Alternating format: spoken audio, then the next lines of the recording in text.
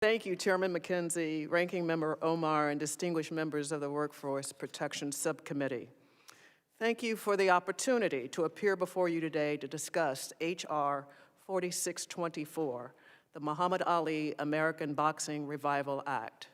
My name is Lonnie Ali, and I am honored to speak to you as the wife and partner of the greatest boxer of all time, the self-proclaimed, globally recognized, and original GOAT, Muhammad Ali.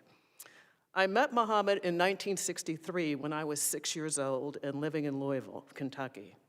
Back then, the young Cassius Clay played a role in my life as a hometown hero and a growing global icon whose influence extended far beyond the ring throughout his career.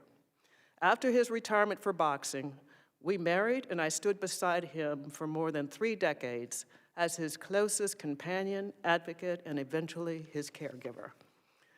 Muhammad went on to become an Olympic champion and 3-time heavyweight champion of the world, earning numerous accolades, and including the Presidential Medal of Freedom in 2005 from President George W. Bush.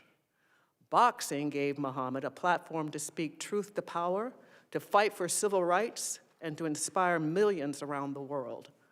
He believed that boxing gave him the public platform to serve others, to be the voice for the voiceless. Muhammad often said, "Service to others is the rent you pay for your room here on earth." Needless to say, he lived his life practicing what he preached. He appreciated and utilized the immense platform boxing gave him to serve others and speak out about issues that moved him.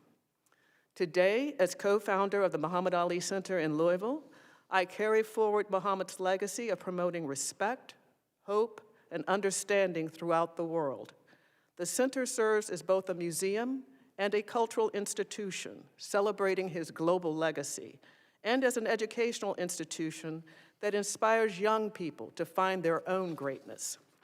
This brings me to why I strongly support H.R. 4624.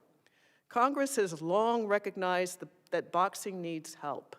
25 years ago, Congress honored Muhammad by enacting the Muhammad Ali Boxing Reform Act to address corruption and other problems in boxing. These issues were not new to Muhammad, to Congress, or to the country. Indeed, in the 1960s, it was well known that the mob controlled much of boxing. In the late 1990s and the early 2000s, Muhammad and I were honored to work with the late and honorable Senator John McCain of Arizona to strengthen reforms throughout the Muhammad Ali Boxing Reform Act. 25 years later, boxing has suffered a steady decline in both popularity and integrity. Young athletes who might have once seen boxing as a pathway to success now face a system plagued by structural limitations, inadequate safety protections, and limited opportunities for fair compensation.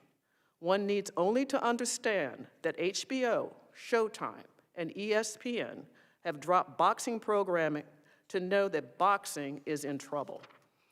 I was asked about this bill and felt a personal obligation to assess whether it would be good for boxing and for boxers. I certainly cannot speak for Muhammad. As you know, he had a way with words. The perspective I bring is whether this bill reinforces Muhammad's life's work, and it does. In addition to injecting some much-needed competition into the current system, this bill has significant health, safety, and integrity provisions that will no doubt be good for the sport. These three elements are particularly meaningful to me. Minimum compensation, mandatory MRI testing, which will require MRI and MRA tests every 3 years, and performance and recovery centers. Muhammad's perspective on boxing transcended its demanding physical aspects. He was well known for his focus on the mental and emotional strength, courage, and self-belief gained through the sport, viewing boxing as a platform for expressing convictions and inspiring others.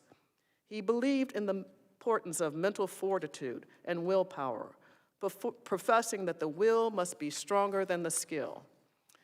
If Muhammad were here today, I know he would want to ensure that boxing remains strong and viable for generations to come, providing opportunities for other athletes to pursue their goals and dreams just like he did.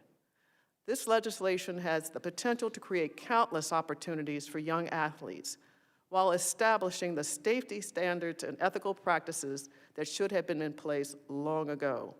It can help restore boxing's position as a respected American sport while ensuring that fighters who make it great are treated with dignity and the protection they deserve. Given its enhanced protections for boxers, I believe Muhammad would be proud to have his name associated with this legislation. Thank you very much for your time and consideration. I look forward to working with you to pass this important legislation, and I'm happy to answer any questions you may have at this time.